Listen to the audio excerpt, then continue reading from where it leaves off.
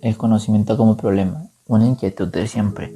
El hombre siempre se preocupa por el conocimiento que lo rodea a través de su inteligencia, ha cuestionado la naturaleza y ha tratado de comprenderla dando diversas respuestas.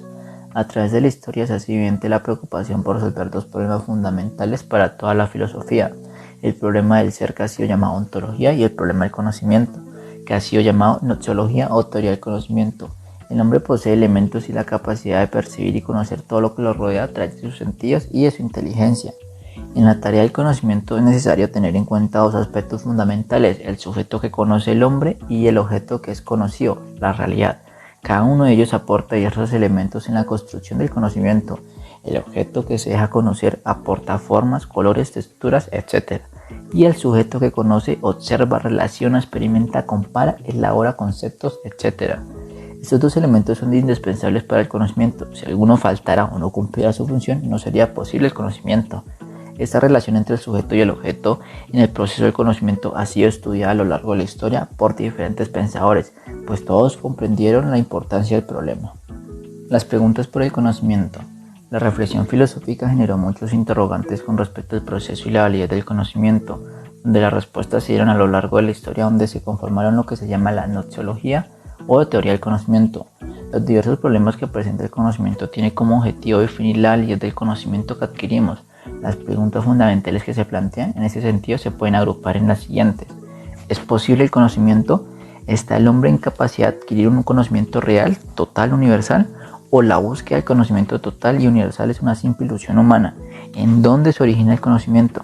¿El conocimiento es fruto de las posibilidades de la razón humana, de la lógica, o tiene su origen en la experiencia sensible? ¿Cuál es la esencia del conocimiento? ¿Es el objeto un elemento pasivo que se da a conocer? ¿Es el sujeto el que le imprime la validez del conocimiento? ¿Qué aportan el sujeto y el objeto del conocimiento? ¿Cómo conocemos? ¿A través de qué forma o método adquirimos un conocimiento válido? ¿Es el razonamiento lógico, la experiencia sensible o la intuición el método que nos puede conducir al conocimiento? Estos interrogantes sobre el conocimiento del ser, del mundo y del hombre brindan diversas respuestas, pero al nacer las ciencias modernas aparece una nueva perspectiva del problema que determinará un único camino como solución. Conocimiento científico y filosófico. El nacimiento de las ciencias modernas en el siglo XVI plantea una nueva forma de ver la naturaleza, haciendo que la filosofía dejara de ser la única ciencia válida y aceptada. Estas dos posiciones se distancian claramente al plantearse el carácter de sus conocimientos, por sus siguientes razones. La filosofía, que pretendía alcanzar un saber universal de toda la realidad, es decir, un conocimiento que pueda ser aplicado universalmente a todos los seres, objetos y elementos que integran el mundo humano. Las ciencias, por su parte, pretenden alcanzar un conocimiento particular de la realidad. Por ejemplo, a la botánica le corresponde el estudio de los vegetales y a la lingüística solo el estudio del lenguaje. Crítica del conocimiento. El problema del conocimiento fue abordado por las ciencias modernas de forma objetiva, es decir, considerando el objeto que pretendemos conocer separado del sujeto que intenta conocerlo. Esta nueva forma de comprender el conocimiento llevó a la filosofía a realizar una crítica del conocimiento. La pregunta fundamental ahora va a estar dirigida a cómo está constituido el conocer, el juzgar, el apreciar las cosas reales, pues no podemos afirmar nada de la realidad sin tener en cuenta que el conocimiento que tenemos y que consideramos como real puede no serlo para otros. Ciencias modernas.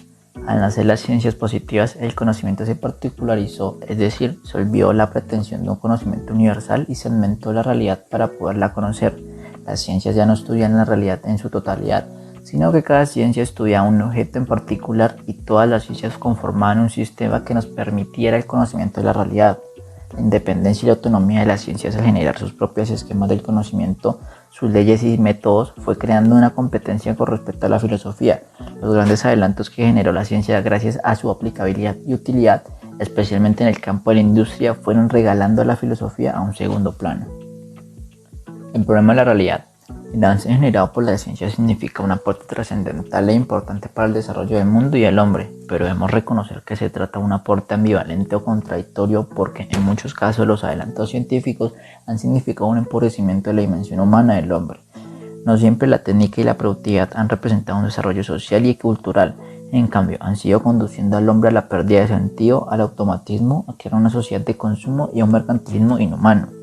Ante esta contradicción, la filosofía genera una reflexión crítica del conocimiento, buscando el auténtico significado de las ciencias modernas y de la técnica como instrumentos al servicio del desarrollo humano, de la sociedad y del mundo.